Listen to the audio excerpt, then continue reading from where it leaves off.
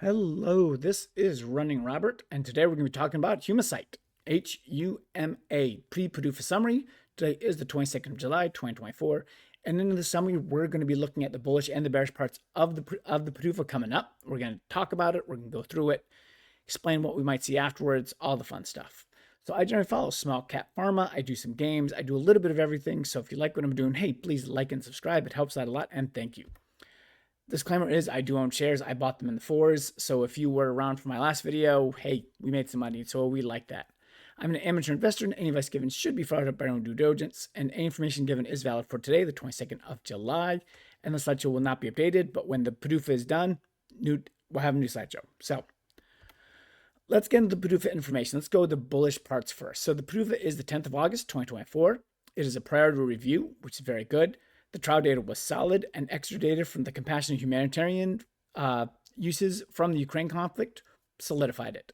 There are no major safety issues, and the data was an improvement in all areas from the current treatments. A lot of those means like infections, amputations, anything that could cause issues. All of those were lower than the benchmarks that they have. So, and this part looks very solid. I am not worried about the data. We're just going to kind of move on from there. The two issues I worry about, and this is my bearish part, and again, I'm going to do bullish and bearish, I'm going to tell you everything.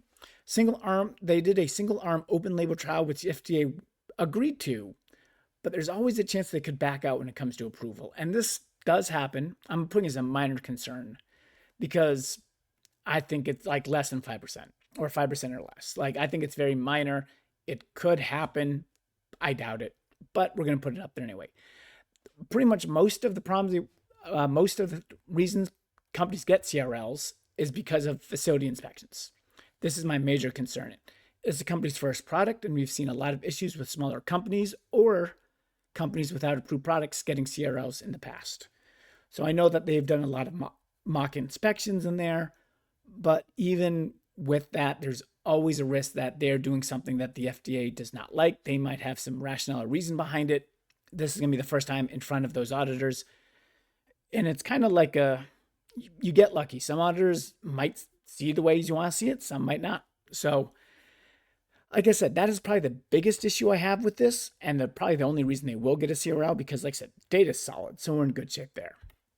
So the company overview, the company reported $115 million at the end of quarter one. Total operating expenses were $26 million for quarter one. So we're pretty good in that respect. There should not be a large sales force buildup. So we'll talk about that in a little slides and why that is. The company believes they'll have cash will last 12 months from quarter one. So that puts us into quarter one, 2025. The company does have a revenue interest liability, but I'm putting this as a minor concern because companies want to make money. Obviously, they're not going to impact the company before that. And really, they're going to look at it and they say, hey, we can extend this. We can get more money. Humacyte will pay. They will have a product. So again, it would just be kind of stupid for them to say, hey, pay this now and then not be able to turn it into more money. So I do expect dilution after approval. One, because of the revenue interest. Two, the company's money. So even if they get approval on the 10th of August, really sales are not going to start till late September, early October. So then again, you're not even having a full quarter of sales before quarter one where you're out of cash. So I do expect dilution after approval.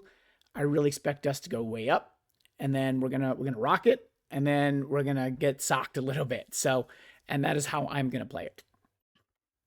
So is there a market for this drug? Or it's not really a drug, it's more of a treatment. So yes. So the company believes that there's about 26,000 patients that they could serve. There's about 60 to 100,000 vascular traumas each year. At that price, which they believe would be around 20 to 30 with that 26, that's putting us at $500 to $700 million. And that's going to depend on that price. Now, there are 2,229 trauma centers, 200 being level 1 in the US, which means that you would be able to contact all of them with a relatively small marketing team. And this is one of the reasons I said, hey, they will not need a large buildup. If you have 200, even 20 people would be able to reach that in a couple days. Reaching 2,000, again, not that hard to do. mainly they're going to be focusing on those level 1 trauma centers first. That's what I would do. I would hit the big boys and then go on to the other trauma centers. But again, I don't think you need a large marketing team to do this. I think it's going to be pretty easy and effective for that, especially since there's really not any competition. Of course, the Department of Defense would also most likely be a buyer. We're going to put that in there when this gets approved. This is something that they would definitely buy and use. Question would be how much, and we'll go from there. So overall, I believe the chances for approval are fairly high. I'm going to put them above 80%, with most of my doubts being that PAI, which is the pre-approval inspection. With it being so high, this might become a sell the news event, depending on how high the company rises before the PDUFA. This is something that we always have risk with, is that you're not quite sure how the market is going to react.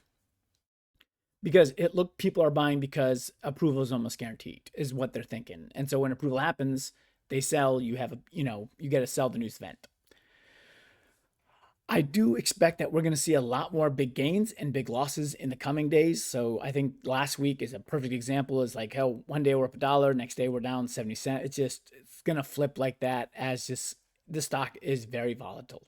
And again, I do expect dilution after approval for all the things I said before. So again, that might be something to play. That also might be a sell the news kind of thing. If people are like, hey, they got it and they're good. Yeah. So hopefully this help you make good decisions, got you some information about the company. So thank you very much for watching and listening, and I hope you have a wonderful day.